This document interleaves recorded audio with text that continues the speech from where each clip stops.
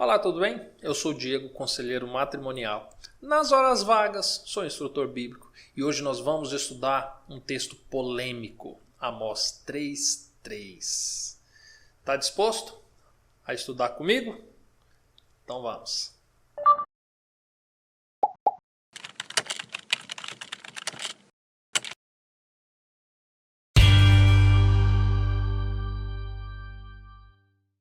Eu já comecei a introdução do vídeo perguntando se você estava disposto a estudar comigo, porque se porventura você não estiver disposto a estudar comigo, vai fazer algum sentido esse vídeo?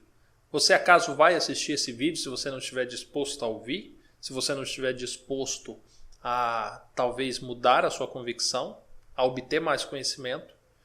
Fará sentido eu explicar algo se não há quem ouça? Por que eu estou dizendo tudo isso? Vamos ler o que diz em Amós 3:3. Andarão dois juntos, se não houver entre eles acordo?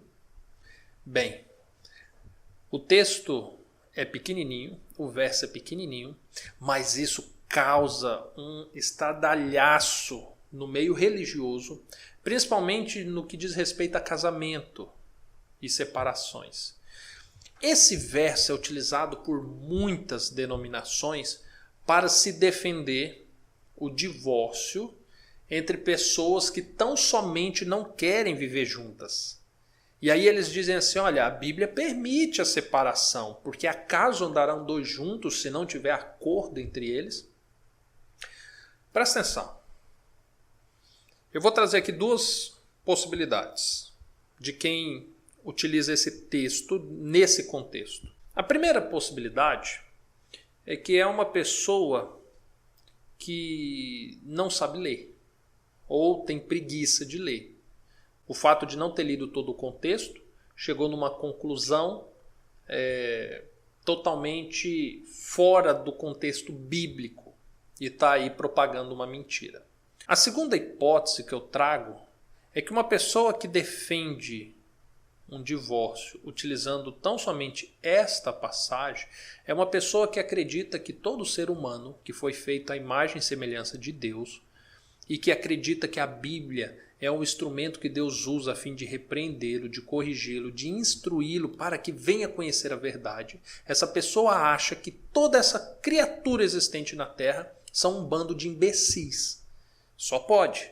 E aí por causa disso propaga achando que nunca, nem ninguém, alguém vai se atentar e ler todo o contexto. Ou que o Espírito Santo não vai conduzir as pessoas a lerem todo o contexto. Você quer ler todo o contexto? Eu vou continuar justamente a partir do texto que nós lemos, o verso 4. Não, vou ler de novo o verso 3 e aí eu vou ler a sequência, que diz assim. Andarão dois juntos, se não houver entre eles acordo. Rugirá o leão no bosque, sem que tenha presa. Levantará o leãozinho no covil a sua voz, se nada tiver apanhado. Cairá a ave no laço em terra, se não houver armadilha para ela. Levantará-se-á o laço da terra, sem que tenha apanhado alguma coisa. Tocar-se-á a trombeta na cidade, sem que o povo se estremeça. Sucederá algum mal à cidade, sem que o Senhor o tenha feito? Certamente, o Senhor Deus não fará coisa alguma, sem primeiro revelar o seu segredo aos teus servos, os profetas. Presta atenção.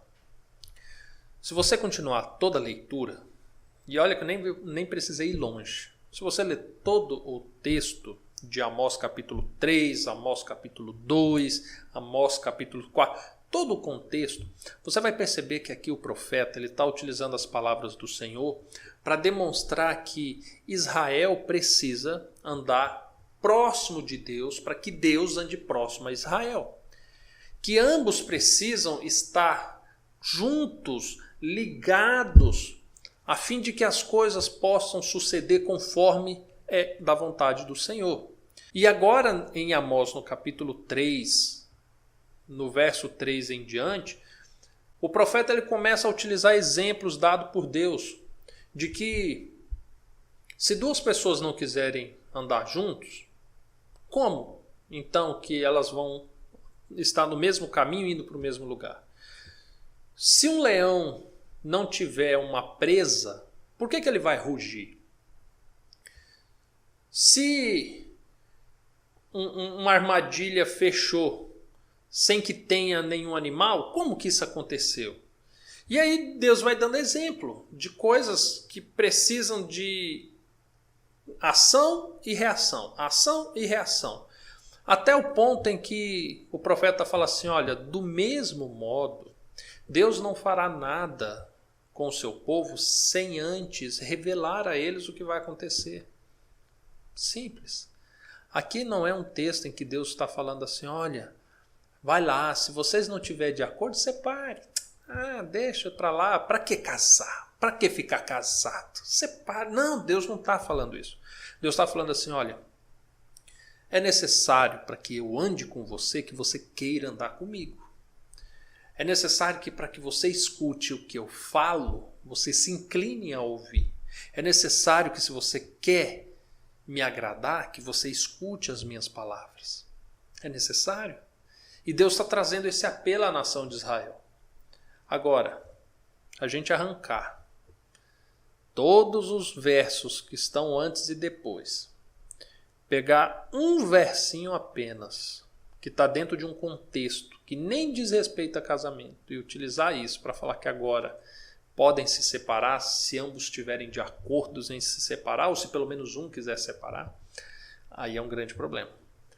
Diego, mas então se um não quiser, não pode separar? Calma.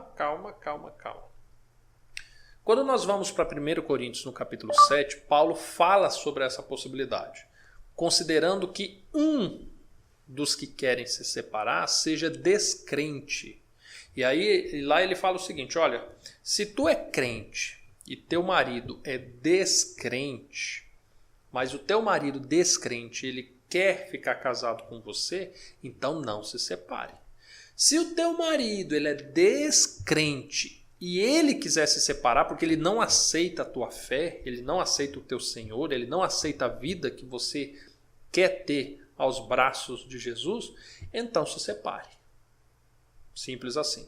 Entretanto, é tão curioso porque ele fala logo no verso anterior a esse, você pode ler depois o capítulo 7 todinho de 1 Coríntios, que ele fala no seguinte, ele começa dizendo assim, olha, digo, não eu, mas o Senhor, que a mulher e o homem não se separem.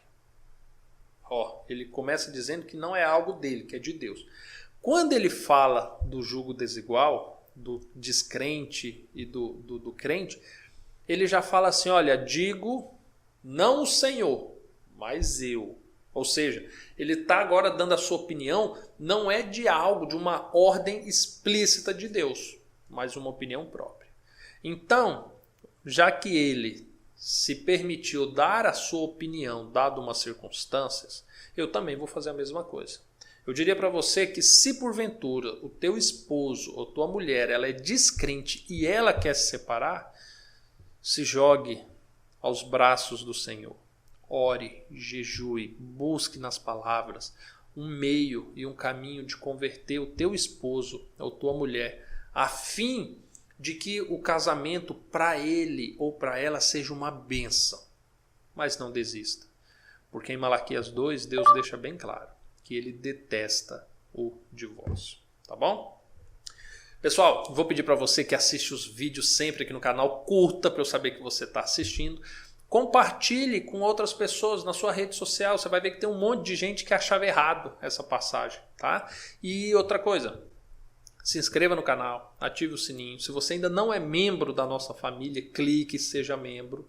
Tá bom? E eu vou deixar aqui do lado alguns vídeos que também falam do tema parecido para você se aprofundar ainda mais. Tá bom? Fica com Deus. Nos vemos em breve. Até mais. Tchau, tchau.